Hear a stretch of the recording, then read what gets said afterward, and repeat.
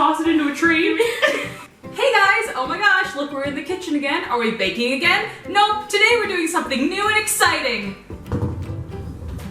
Pumpkin carving! This can't possibly go wrong, right? Now, I have absolutely no idea how to carve a pumpkin, but it does involve sharp knives and objects, so when you do this, I recommend, if you are, younger, I recommend having some adult supervision. Fortunately, I am a fully functional adult.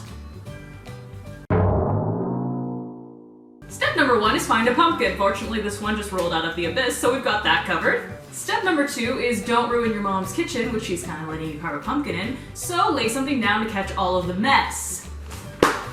Ow! Like these newspapers. Now, laying down the newspapers is an exact science, so, you gotta firmly unfold them. Don't worry if they start rolling off the counter, that's perfectly normal. You're doing great. Oh my god, this is hard to open. I really thought this would be a cleaner shot. Interlude of me trying to put down the newspapers. So now you have newspapers, and now my expertise in this area, if you could call it that, is already used up. So this is where the guesswork begins. The next step is select your knife. No, Andy. No. What's wrong with this No, put it down. Well, it's That's a good no, knife. put it down. Step number, whatever step we're on, is select your knife. Another important step, because I've lost track of the number of steps that we're on, and also I'm not sure I'm doing it in the correct order, is select an attractive side of your pumpkin, because this one's kind of covered in moles everywhere. This looks like a pretty good side of our pumpkin. Rub your pumpkin for luck. Step -1, do your hair.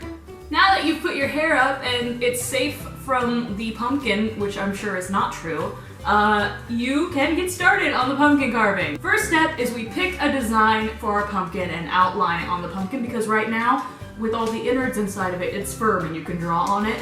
He looks more happy than scary, but look at him, yay! Now that you've gotten done with your face, you can start with the gutting and sacrificing of your pumpkin's innards. Did I say sacrificing? I meant disposing of. I need a big spoon. Select a spoon for scooping the innards of your pumpkin. What might be helpful is if you outline where you're going to cut the brain out of your pumpkin. Take your knife, and even if you're really, really scared, you're a functional adult, just stab it into your pumpkin. I don't want to miss. I missed. So now we stab. Okay, well now it's stuck. Oh, this is gonna be the worst 20 minutes of footage ever. Oh, look at that. Look at that. Progress can be made. You can learn how to...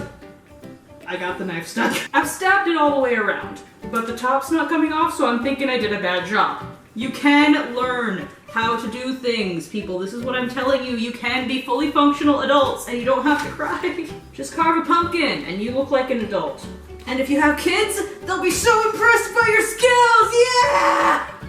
Oh god, it smells awful in there. Now that you've got your pumpkin cap off, you now need to scoop the innards of your pumpkin. To do that, you need a safe receptacle in which to place the innards.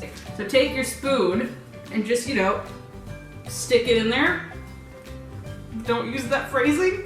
If the meat of the pumpkin is very attached to the walls, use the spoon in a sawing-like motion to detach it. It smells awful. All you basic white girls out there, this is the extreme of pumpkin smell. I don't recommend it.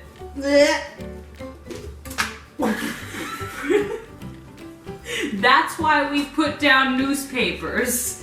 That was a demonstration. When you give up on your spoon because it's stupid, just reach around in there with your hands and pull out as much crap as you can. Okay, so now you have carved out all the insides of your pumpkin, or at least all of the amounts that you have wanted to before you got bored and have given up. It's not gonna catch on fire inside. So the next step is to, first of all, perhaps make the outlines bigger and more bold on your pumpkin because you realize they are far too small to actually carve, and so you've readjusted your plan slightly, and then to carve out the face.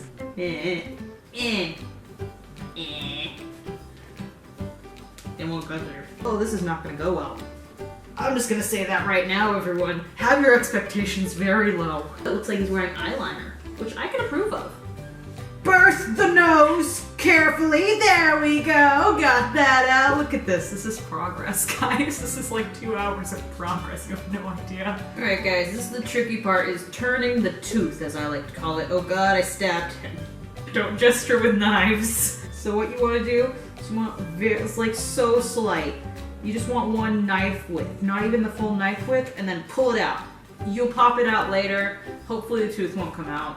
You're basically running on hope by now, as you guys know from seeing me do anything ever. When we're about at this stage, we're just running on, God, I hope it goes right. Ever so carefully so as not to scare the perfection away. Look at what I've done first of all over here. If it comes out in halves, that might be even better, to be honest with you. Oh! I saved the tooth! Oh my god, I really didn't think this was gonna happen. I really started to give up. Alright guys, so now you have cut out the face of your jack-o'-lantern. The next step is just be sure you've got all the remaining innards scooped out from when you were doing things. Perhaps someone can bring like a bowl or a paper towel over near here to help out with that. Oh, thank you, magical helper hands. Now basically you've done all the work you feel like doing at this point. It's basically a good enough pumpkin, right? Next, find some sort of candle or something.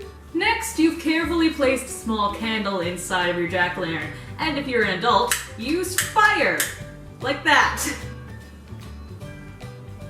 Oh my god, it's a pumpkin.